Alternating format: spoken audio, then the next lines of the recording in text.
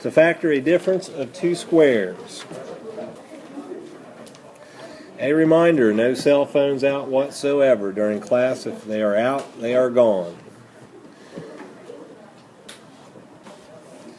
On this one, a squared minus 16. Step 1, check to see if it's a difference of two squares. A squared has a square in it, so it has to be a perfect square, and 16 is also a perfect square. If you don't know that, then type this in on your calculator, and you'll get back a 4. Then you'll know it's a perfect square. Find the square root of each of these.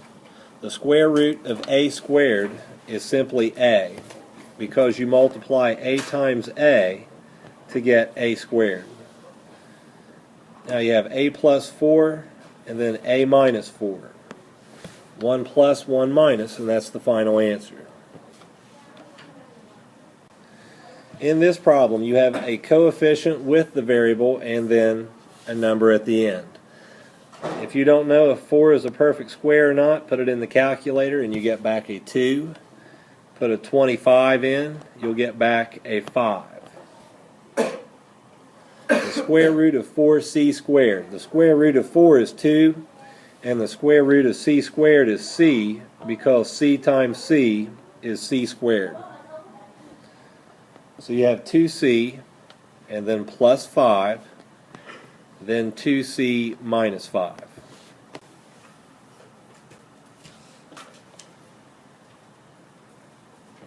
On this one, 9 is a perfect square, so is a squared, and 36. So if you find the square root of 9, you'll get 3. The square root of a squared is a, and the square root of 36 is 6.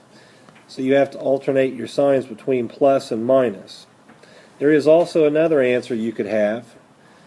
If you factor out a 9, you're left with a squared minus 4. If you divide each of these by 9, you're left with a squared and then minus 4. 36 divided by 9 is 4. You have a difference of two squares there as well. So that would be a plus 2 and then a minus 2. Now from now on, if you can factor out something, don't leave it like this. Factor it out completely if you can factor a number out of everything.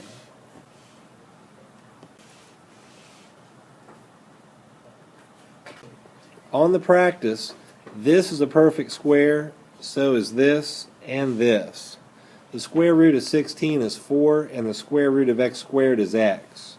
Square root of 100 is 10. So if you alternate the signs here, then you would have the right answer. That is, if we hadn't set the stipulation that you got to factor out when you can. If you notice, 16 and 100 are both divisible by a certain number. You can divide both by 4.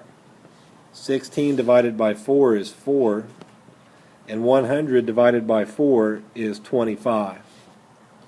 So now you have a difference of two squares right there. The square root of 4 is 2, square root of x squared is x, and the square root of 25 is 5, and now you alternate that sign. This is what you should have down here at the bottom. We will not take this. On this problem, see if you can find something that you can factor out before you try to do a difference of two squares. This is just like the last practice problem. Yes, these are both perfect squares, but you can factor out a 4 from both of them. When you do that, you're left with a squared minus 16 in parentheses. This is a difference of two squares. Had it not been, then you would have to go back to the top one here and factor that one out. So now the square root of a squared is a, and the square root of 16 is 4, and then you alternate the signs. On this one, this is not a perfect square, and this one is not, but maybe by factoring something out of both, you could find a difference of two squares. I can factor out a 5 as well as an x. And when I do that, if I divide 5 by 5, I'm left with just 1. and x to the third divided by x is x squared. Now divide 125 by 5 to get 25. And the x over x cancels out. So you're left with a difference of 2 squares right here. Keep the 5x. The square root of x squared is x, and the square root of 25 is 5. Now you just have to alternate the signs, plus and minus.